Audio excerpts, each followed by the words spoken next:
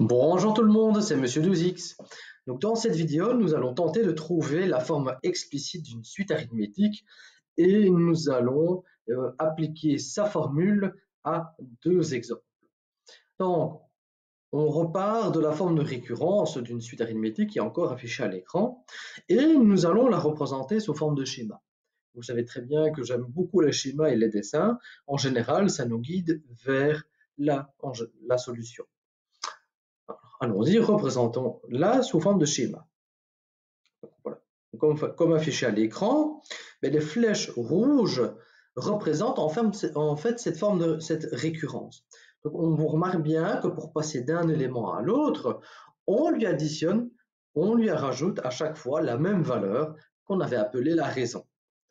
Alors maintenant, l'idée d'une forme explicite, c'est de trouver une formule qui permet de calculer tout de suite, pour une certaine position, la valeur qu'on va adjoindre, qu'on va placer à cette position. Donc ici,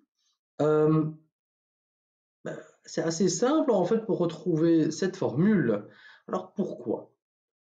Analysons pas à pas ce qui se passe. Donc, je veux connaître T1. Je pars de T0. Comment est-ce que j'obtiens T1 à partir de T0? Je lui additionne une valeur. Je lui additionne la raison. Jusque-là, pas de problème. J'analyse l'élément suivant.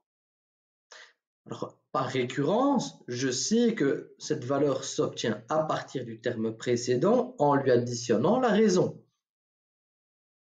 Mais je sais que ce terme-là, il a été lui aussi obtenu en additionnant la raison par rapport au terme précédent, qui est le terme initial.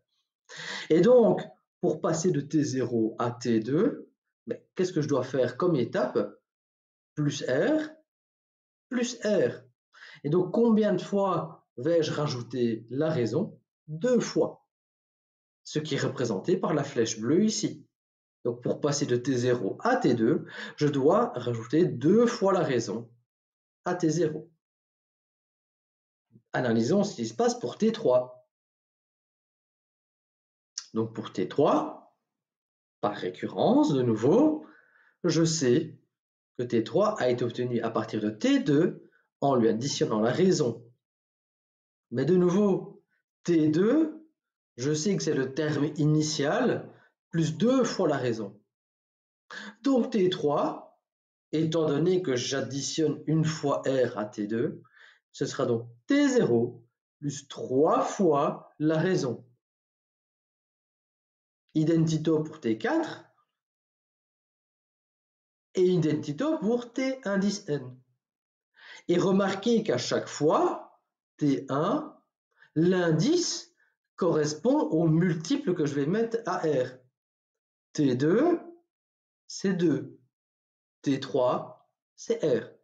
Donc, pour Tn, eh bien, ce sera N fois R. Donc, je vais additionner autant de fois la raison que l'indice me l'impose. Alors, on va l'écrire, ce schéma, ces relations, sous forme algébrique. Pour certains, c'est beaucoup plus simple de l'écrire sous forme algébrique. Donc, T1, c'est T0 plus R. T2, je sais que par récurrence, c'est T1 plus R. Mais par rapport à ce qu'on a écrit à la première ligne, T1, c'est T0 plus R.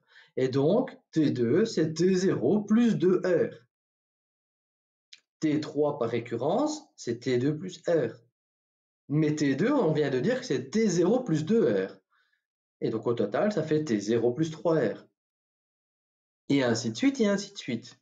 Et de nouveau, remarquez que l'indice, comme on l'a dit tantôt, l'indice de l'élément qu'on désire calculer, eh bien, va se répercuter en tant que multiple au niveau de la raison. L'indice ici 2, eh bien, il va se retrouver ici devant le R. L'indice 3 se retrouve devant le R. Et ainsi de suite, et ainsi de suite. Et donc, la forme explicite de la suite arithmétique, comme affiché à l'écran, ce sera T0 plus n fois R, où n représente donc la position ou pour laquelle vous désirez calculer le terme. Et donc, on met ça dans un bel encadré, une belle propriété. Donc, si vous désirez calculer n'importe quel terme de votre suite, vous devez connaître la position initiale, la raison et la position à laquelle se trouve votre terme, votre valeur. Et ce qui est génial, c'est que si on a un problème, alors combien de variables avons-nous là? On en a 4. Si vous en connaissez 3 sur les 4, eh bien vous pouvez en calculer la 4e. Alors, on va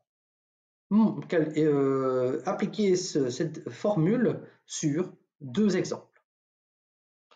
La première, on va considérer une suite arithmétique dont le terme initial vaut 4 et la raison vaut 2.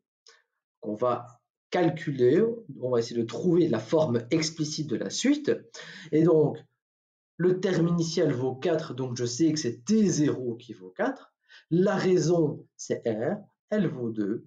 Donc, ma forme explicite, c'est Tn qui vaut 4 plus 2n.